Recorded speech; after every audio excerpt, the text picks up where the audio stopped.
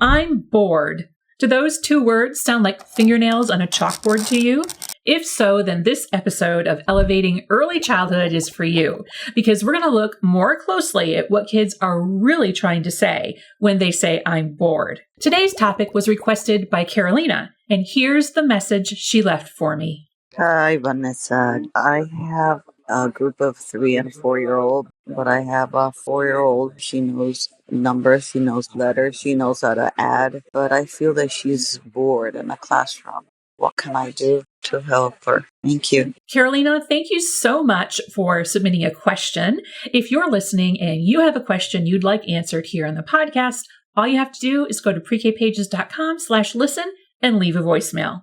Let me know if this sounds like a familiar scenario to you. So when I was growing up and I said, I'm bored in the presence of my grandparents, my grandfather would hand me a rake and say, great, rake the leaves in the yard. Or if it was the spring, he'd say, weed in the garden. If it was my grandmother, she'd hand me a toothbrush and tell me to scrub the grout in the bathroom. I think it's because we as adults are so busy that we can't possibly imagine the feeling of being bored. I believe there are 3 things that we can do to support young children in the classroom when they say, I'm bored. The first one is to gain a better understanding of why they're saying, I'm bored. You see, I like to think of all behavior as communication. In this case, the words I'm bored aren't a behavior, but rather the words a child is using to communicate with us. And what they're trying to tell us is they have a need that's not being met. They just don't have the sophisticated vocabulary yet. Think about it for a minute. Which one of these statements makes the most sense coming out of the mouth of a preschooler? I'm overwhelmed. I have too many choices. I can't narrow it down. Can you help me, please? Or I'm bored. You guessed it. I'm bored can sometimes be an easy button for kids to tell us that they have an unmet need when they don't have the more complex vocabulary yet. In some cases, the child may have heard those words somewhere else, and they've translated it in their brain to mean, I don't know what to do. So that brings me to the second thing that we can do, and that is to gain a better understanding of how young children develop skills like figuring out what to do next or making a choice. In the classroom, we may see kids wandering from center to center or not staying in one center for very long. And they could even say, I'm bored all the time, despite all the wonderful things you have on the shelves in your classroom. These children may be having difficulty with something called task initiation. And I know that sounds like educational jargon, so let me explain. When somebody struggles with task initiation, it's just a fancy way of saying that they're having difficulty making choices, knowing where to start, or following through. And young children are just beginning to develop task initiation skills between the ages of 3 and 5. Notice how I said beginning, not mastery. This is a skill that develops over time. And if they struggle, it may mean they have too many choices available, or it may be because they're just too young to make a plan on their own. But it's not just young children who may have difficulty initiating tasks. It can also be older children and even those adults who struggle with attention or focus. So that brings me to the third thing that we can do when kids say, I'm bored, and that is to support the development of executive function skills. Because it turns out that task initiation is just one small part of a much broader set of skills commonly known as executive function skills. Task initiation also depends on other skills like organization, sustained attention, perseverance, impulse control, cognitive flexibility, and problem solving. How do you take all this information and turn it into practical, actionable ways that you can help the kids in your classroom? It turns out that it may be a lot easier than you think. You can play games. Yes, you heard me right. I said games. Old school games like Follow the Leader, Simon Says, Red Light, Green Light. All of these games can help build crucial executive function skills, including task initiation. Another thing you can do is to offer open-ended centers in your classroom. These centers, like art or Play-Doh, they're going to invite your children to create and explore the materials, and this is what will help them exercise those planning, organization, cognitive flexibility, and problem-solving skills. So one of the most basic ways you as an early childhood professional can help your students get started with developing planning skills is to use a picture schedule in your classroom daily. And those visual cues are going to help your students with the very beginning stages of becoming independent with their own planning skills. And when it comes to task initiation, there is one really powerful thing that you can do in your classroom. It's something that I learned in the High Scope program when I taught Head Start, and that is the plan, do, review process. The plan, do, review method is really effective because not only does it support the development of task initiation, but also overall executive function skills. So let's look at the planning portion of plan, do, review first. And for this portion, you'll need a visual for each of the different centers in your classroom. And that could be a photograph of the center, or it could be a picture like these found in my center management pack in my shop. Now, of course, you can use the visuals in this pack in any way that you like, but basically I've taken one picture to represent each center in the classroom, printed them, cut them out, and glued them around the edge of a poster board. And of course, you're going to want to laminate that poster board because kids are going to use this plan, do, review method all year long. And they're around the outside or the edges of the poster board. And in the middle, I have just written, what's your plan? What center would you like to go to type of a thing. And now, when it's time to go to centers, each child is going to plan. And so I call them up, they come up, they look at the chart, and they make a plan. So they point to where they're going to visit. This sounds silly, but it really is very helpful because kids get into the routine. And often in the morning, after they finish their morning routine where they put their things away and so forth, and they gather on the rug, they'll start talking or pointing to or even going over to that chart and start planning before we've even done circle time yet, because they know that they have to make a plan first. So it's really powerful if you do it every single day. It doesn't take very long. I don't let them linger up there for 5 minutes per child or anything. It's just a very quick go up, look at the centers, point to one, and then go to it, right? That seems so simple and even silly to us as adults, but to kids, it is super powerful. So next up is the do portion. Now, this is super easy. All kids have to actually do during the do portion is go to the center they said they were going to go to. And so a lot of times when I had kids who really struggled with the do portion, my assistant would be there when they chose their center. She would take their hand, let's find the block center together, and they would walk towards the block center. Now, I know that having an assistant in today's day and age is a luxury, but that is what we did. If I was all alone, which I was often, then I would take the child's hand myself, or I would buddy them up. And that is powerful too. See, they made the choice. And now they have to follow through with the choice, right? Notice how I said their plan, not your plan. This means we don't tell children where to go at center time. Now, of course, they're probably not going to stay there the entire time during centers. That wouldn't be a realistic expectation. But they started with a plan and they followed through by doing what they said they were going to do. Now, some children may be too overwhelmed by all the choices on your class choice board, right? Maybe there's too many centers. They can't even do the plan. One thing I noticed with my students was that they would point to a center and to be looking at another. And that's how I knew they weren't making a plan. They were just doing an action that they thought I wanted them to. And so I would show them your eyes need to go where your finger is. So if you're looking at this is where your finger goes. Is that blocks? And sometimes they even need fewer choices. And so that's where an individual choice board might come into play. Now, I don't advocate using these for your entire class. That's too much to manage. This would be used for a child who struggles with that task initiation and that planning stage of plan, do, review. So there's just a couple of choices on the board, and you can find the one that I'm showing here on the screen if you're watching along. If you're listening along too, you can also find it in my Center Visual Routine Pack in my store. And this will allow children to make choices from just a few that are displayed on their board. And this is going to help them start being successful with the plan, do, review process. So some other things you can do to help those children in your class who struggle with task initiation, aside from the visual plans, is organizing your centers and labeling all the materials in the centers, both on the tub and on the shelf, right? We're going to keep everything in open tubs too for easy access and easy cleanup. Because if we're trying to make it so that children can follow through on a plan successfully, we need to remove some artificial barriers. And often in the case of centers, that is bins with closed lids that are hard for them to get things in and out of.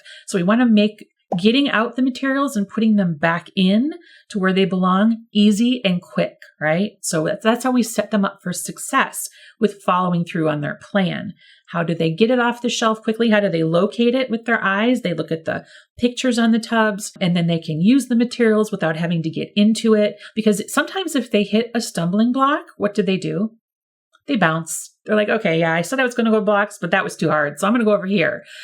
So we have to remove a few of the artificial barriers or stumbling blocks for them to set them up for success. And once they start to feel successful doing things, then it's going to be much more effective. And I have this set of real photo labels that you can use to label your center materials over in my shop. And last but not least, during the do portion, part of doing is also cleaning up, right? Because in order to be successful with your plan of playing at the block center, that also means that when it's time to clean up, that you do so as well. And that is much easier said than done for young children. So in that case, you might consider using a visual timer to help them with planning of how long they have to complete the cleanup process. Or you can also use another visual like these found in my cleanup visual routine pack in my store. Next up is the review portion. So this takes place after everyone has cleaned up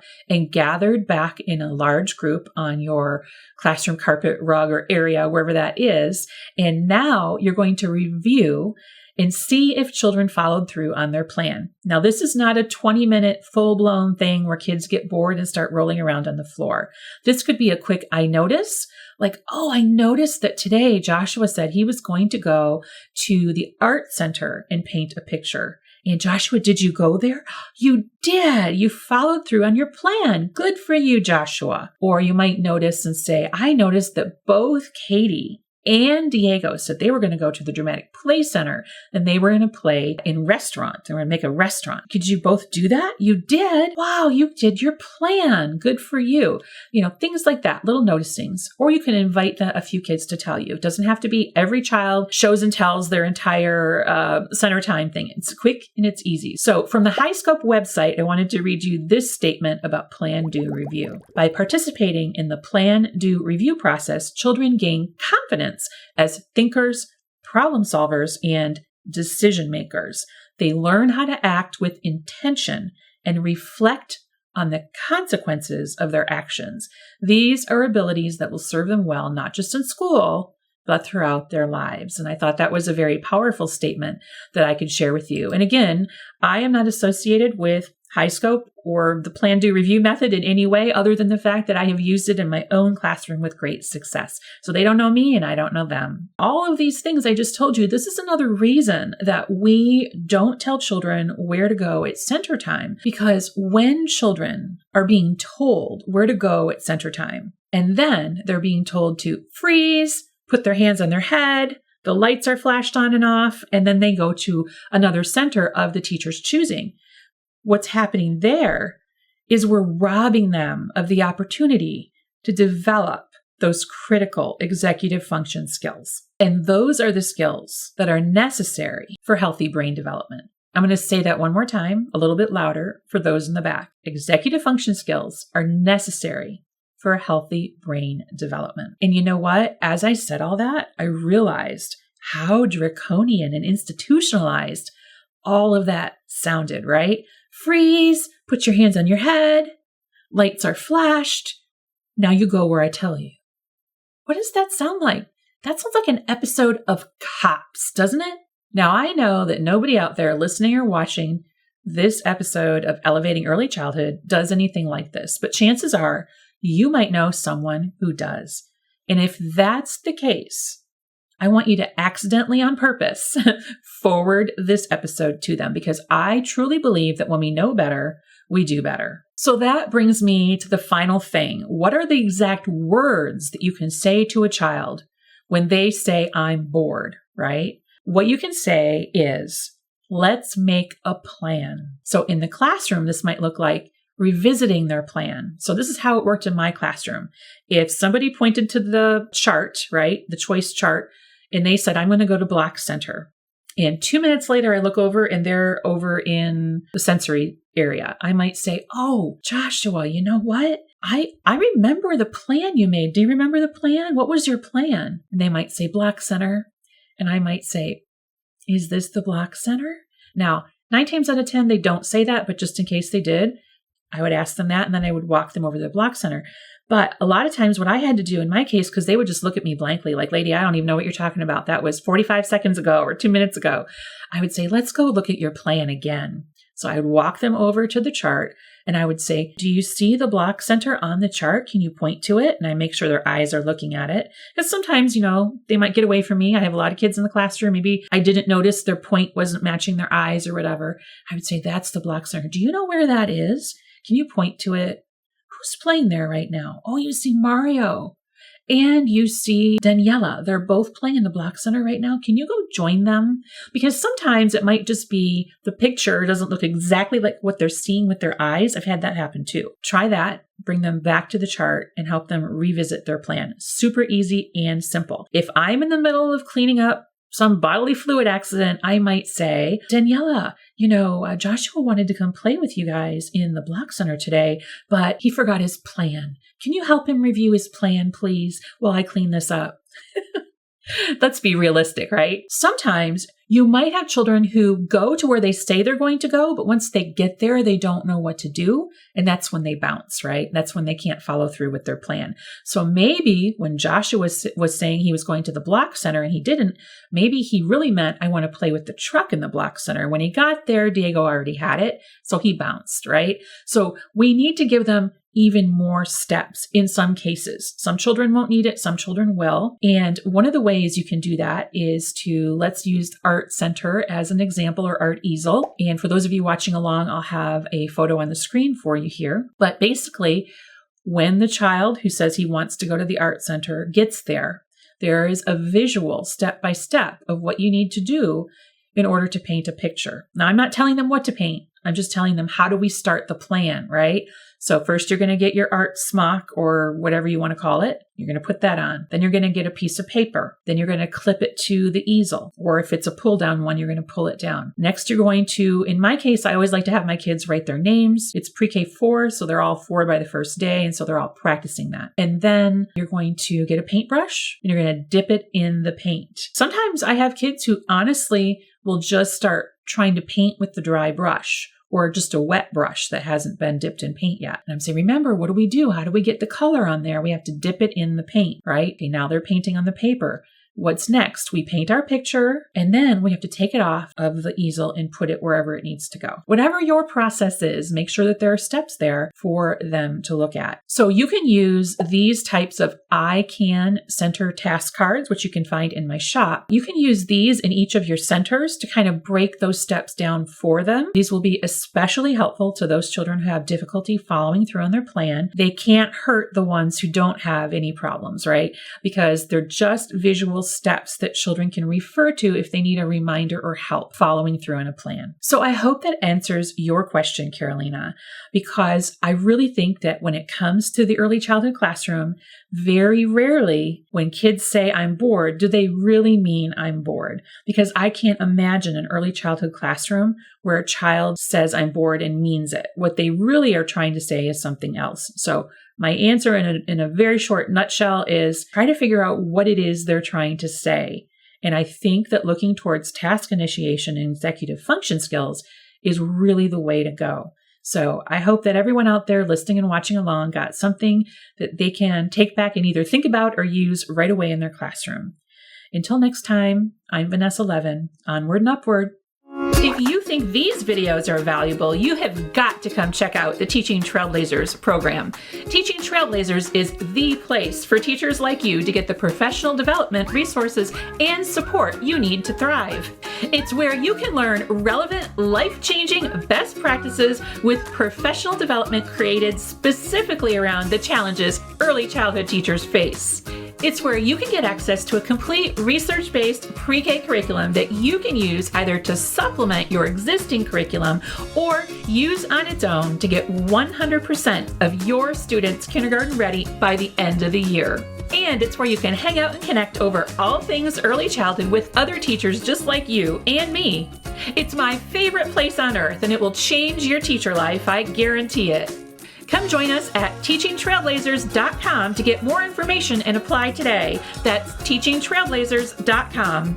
I can't wait to see you there.